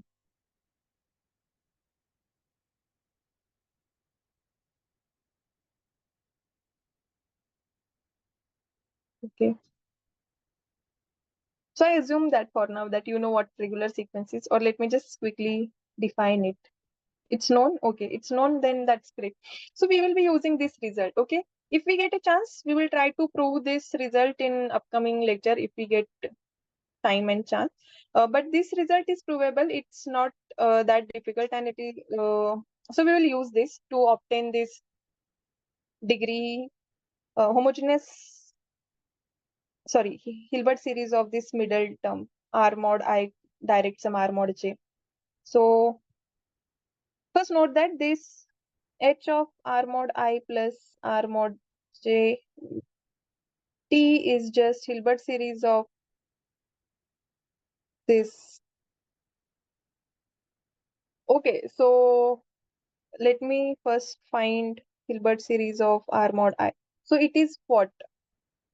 R mod R mod X T. But this X is a non-zero divisor. So a singleton X is a regular sequence in my K, X, Y, Z. So that's why and X is a degree 1 component in standard grading. So it becomes 1 minus T by, since we have 3 variables in K, X, Y, Z, we get that it is 1 minus T minus 1 minus T cube.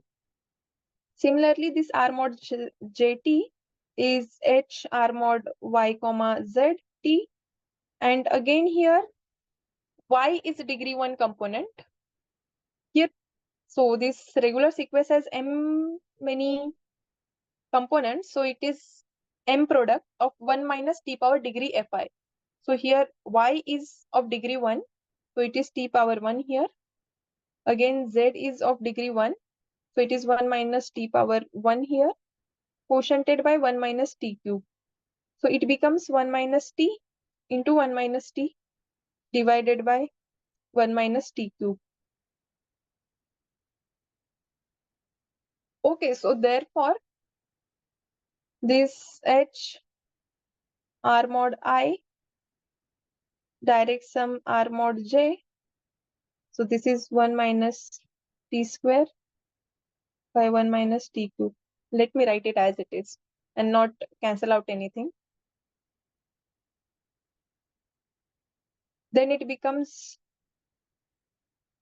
addition of these two. So this is 1 minus T by 1 minus T cube plus 1 minus T square by 1 minus T cube, which is 1 minus T plus 1 plus, sorry, minus 2T plus T square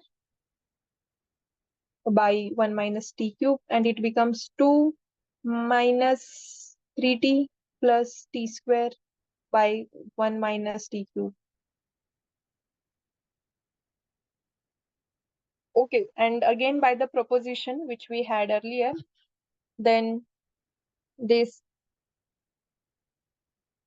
Hilbert series of this R mod I plus R mod J is Hilbert series of this R mod I intersection J T plus R mod Hilbert series of I plus J T. And here we have that it is 2 minus 3T plus T square by 1 minus T cube.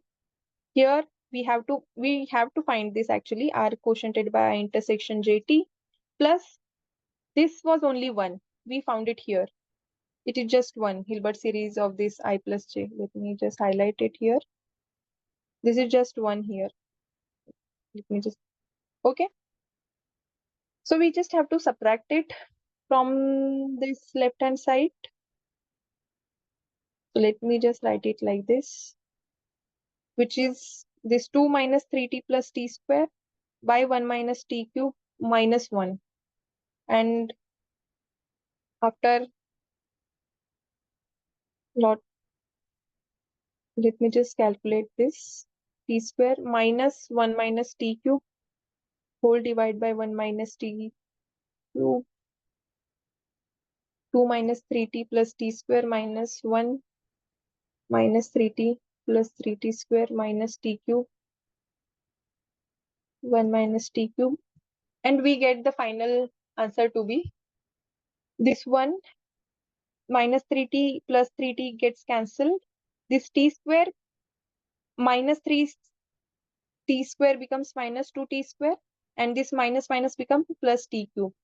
So this is my Hilbert series for this I intersection j, which was asked to us. And note that using this result here, f1 to fm, doesn't matter what f is. I mean, we do not need to have explicit information about this f1 to fm, how they look like. Once I know which degree component they belong to, I have hold of its Hilbert series. For example, this x belongs to degree 1 component of my grading, and similarly y and z. So the Hilbert series of R quotient I, okay, minus t cube, where it will be plus t cube, yes. It's plus t cube, yeah. Was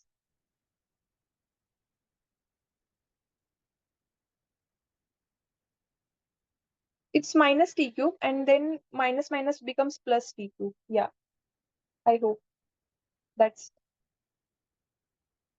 yeah, what I was saying, that if the elements are regular, then this all the regular elements of same degree will have same Hilbert series.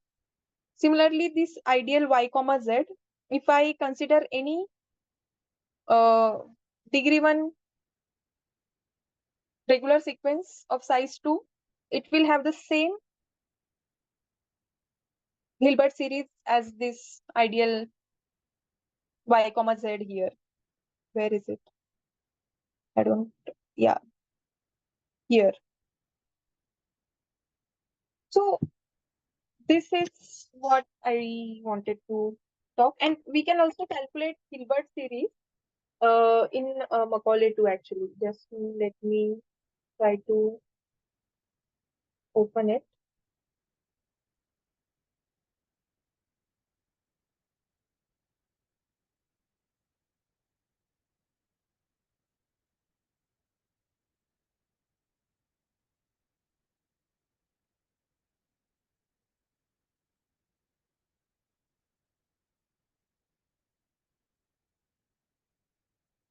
Uh, yeah.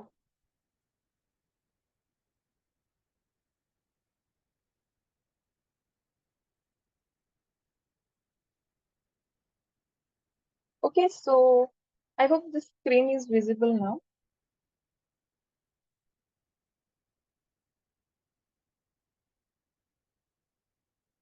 Yeah. So how to find Hilbert? So our question is that R is, yeah, it's visible. X comma y comma z,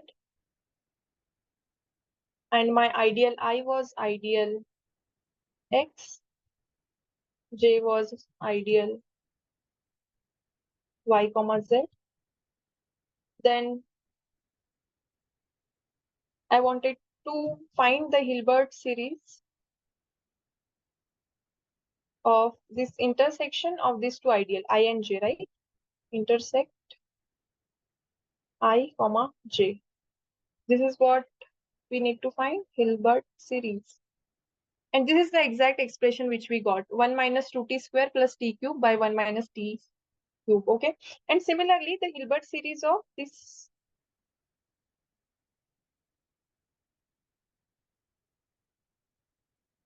is same. So Hilbert series of an ideal and its quotient is the same thing.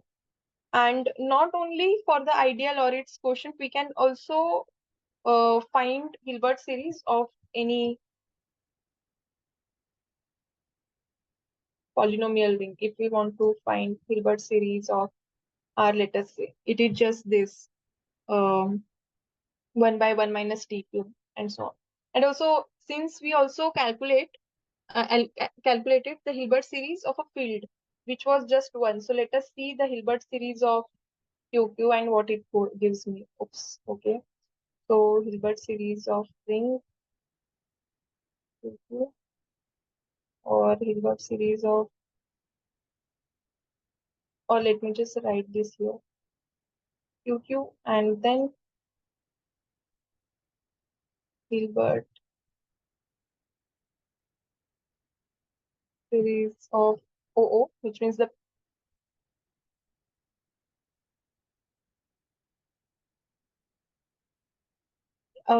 I think we need some extra conditions to have Hilbert series of QQ. I don't know why it is not showing, but Hilbert series of, if I take Hilbert series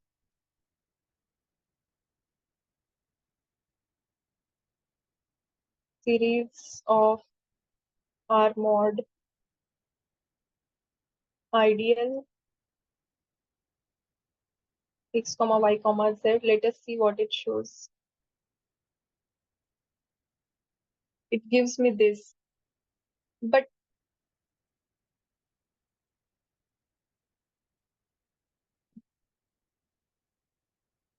this is different than what we calculated there. Okay, so but Hilbert series of a field, it has to be just one. Okay, and just so you get an idea that it is Hilbert series of, you can find a Hilbert series of an ideal, Hilbert series of a quotient ring, and Hilbert series of a ring as well, because we found the Hilbert series of a ring here. Okay, and you can try it for different ideals and so on. This is what? This is, yeah, I mean, this expression here, 1 minus 3t plus 3t square minus t cube, is actually 1 minus t cube. So when we cancel it out, it is 1. So this Hilbert series of R quotiented by ideal xyz, which we know that R quotiented by ideal xyz is R, I mean, the field Q itself. And for that, this Hilbert series is actually 1. So what we calculated is actually 1, because this top here is just 1 minus t cube. So what we calculated so far is correct. And let us just, since we are here, Hilbert series of I, which we calculated, is this exactly what we had. And for J also, we had this 1 minus 2t plus t square is nothing but 1 minus t square, which exactly what we had. So we in fact calculated Hilbert series manually, and we also gave the, and we also saw it in the Macaulay to how to calculate it using the code.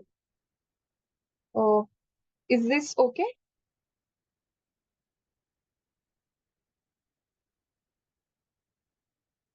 Okay, so let me stop sharing this.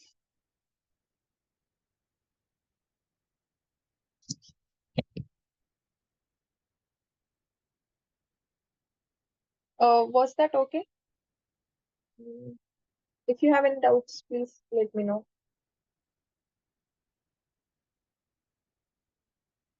Okay, just since we are already over 5, but let us go with this quick question. This won't take much time. But I hope this is clear how to calculate this. And we actually use this result. If we get a chance, we will try to prove this in upcoming lectures if possible. Otherwise, let us let us see this. Let J be a homogeneous ideal in R K C X Y. Okay, we are in complex numbers with degree X is equal to degree Y is equal to 1.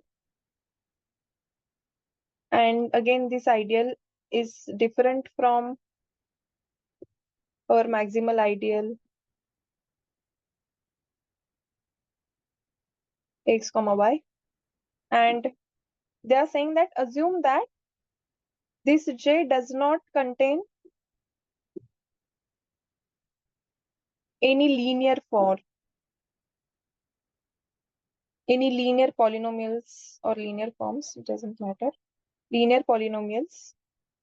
Then we have to check the true or false for the following statement, that the set of associated primes of R mod J is a singleton set.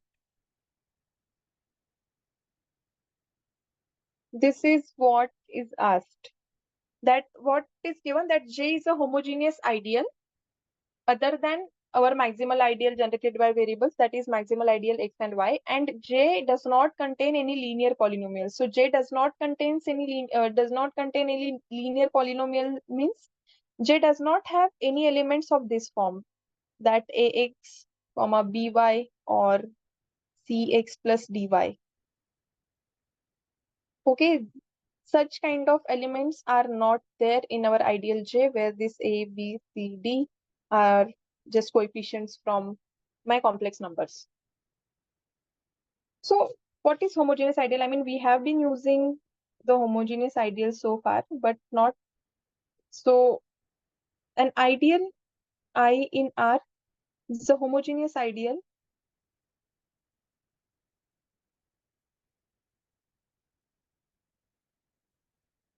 if it is generated by homogeneous elements. We know this. This is the definition. And equivalently, we can say that if F belongs to I, and if F is equal to F naught plus F1 plus suppose some Fk, where these Fi's are in Ri's, is the degree decomposition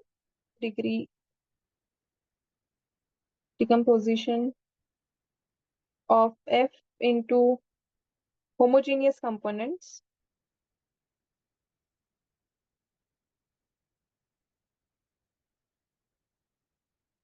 in R, then this Fi, each homogeneous component of I must be inside I. So just like monomial ideals we have, ideal is monomial if each monomial which forms that polynomial should land in my ideal, that monomial ideal. Similar to that, if I split my F into I degree components, so F0 plus F1 up to Fk, so F is a polynomial, okay? So, or it's in a graded ring, so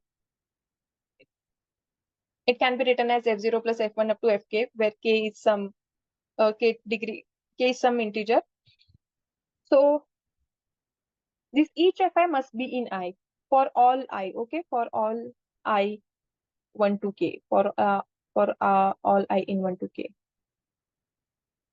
So this is homogeneous ideal. So can you say that if I have a homogeneous ideal which does not contain any linear form, its set of associated prime will always be singleton set?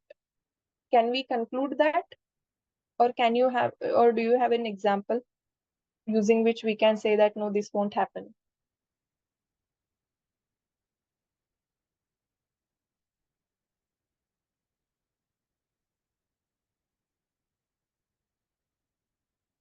I mean, we saw many examples in CXY, right? So we can take this ideal. Let us take J to be this ideal generated by x square comma xy. This is homogeneous ideal, right? Because it is generated by homogeneous elements. And its primary decomposition is x square intersection x comma y.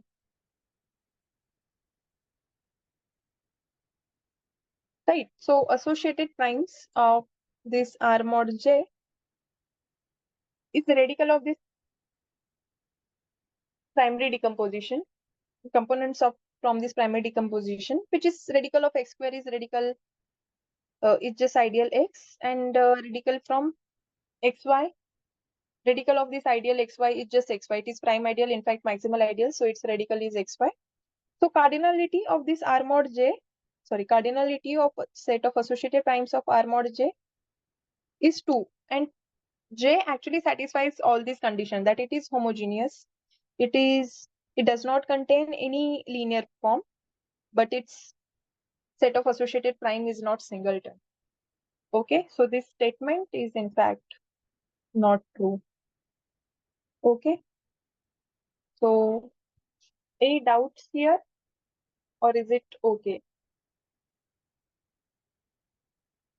Uh, Please let me know if, I mean, we just needed a counter example in this case, and we have in fact plenty of counter examples. Okay. So I think we are over 5 already. And if you have any doubts, please let me know. Otherwise, we can end the session here. Any doubts?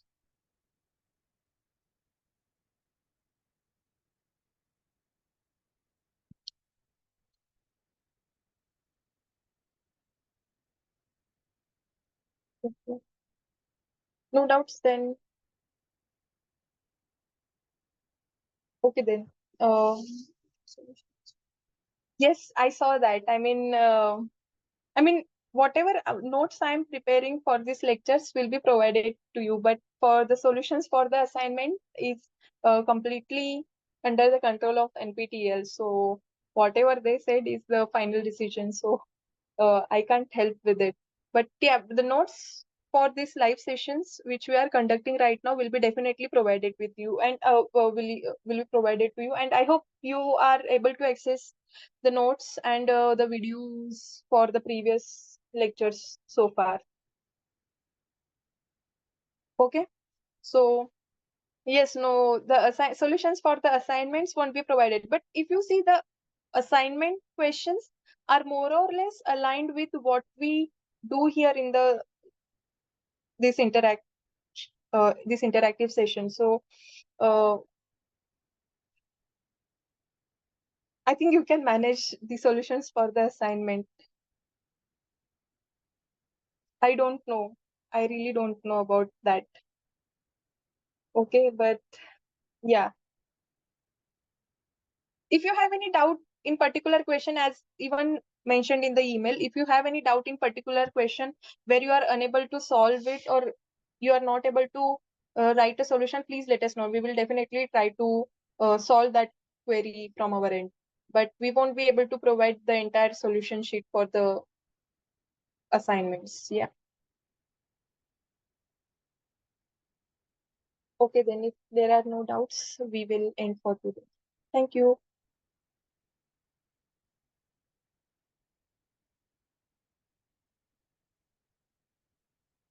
Good to know. Yeah. I hope you able to. Oh, okay, okay. Okay. Anyways, see you next time. Yeah. Bye.